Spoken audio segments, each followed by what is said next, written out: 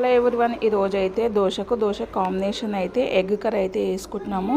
పోపు అయితే వేసుకున్నాను. ఆనియన్, పచ్చిమిర్చి, కరివేపాకు, ఇంకా ఇవన్నీ మంచిగా మగ్గిన తర్వాత టమాటాలు కూడా వేసేసుకొని ఇంకా ఇవి కూడా మంచిగా మగ్గాలి. మగ్గిన తర్వాత ఉప్పు, పసుపు, కారము, అల్లం వెల్లుల్లి పేస్టు, కొంచెము గరం మసాలా పౌడర్ కూడా వేసేసుకొని మంచిగా కలిపేసుకొని కొద్దిగంత వాటర్ పోసేసుకొని మూత కప్పేసుకొని ఇంకా బాగా ఉడకనివ్వాలి. ఉడికిన తర్వాత ఇంకా ఎగ్స్ అయితే ఒక పక్క అయితే ఉడుకుతున్నాయి. అవి కూడా ఉడికిన తర్వాత ఇంకా దీంట్లో కట్ చేసి వేసుకోవడమే. మరి నా వీడియో ఎలా కనిపించింది? నా వీడియో కనుక నచ్చితే ప్లీజ్ లైక్ చేయండి, సబ్స్క్రైబ్ చేయండి, కామెంట్ చేయండి.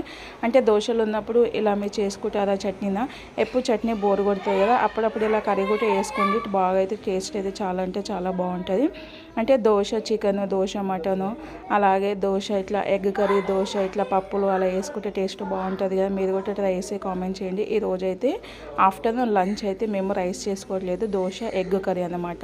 చాలా అంటే చాలా బాగుంది. మన వీడియో ఎలా కనిపించింది? ప్లీజ్ లైక్ చేయండి, సబ్స్క్రైబ్ చేయండి, కామెంట్ చేయండి.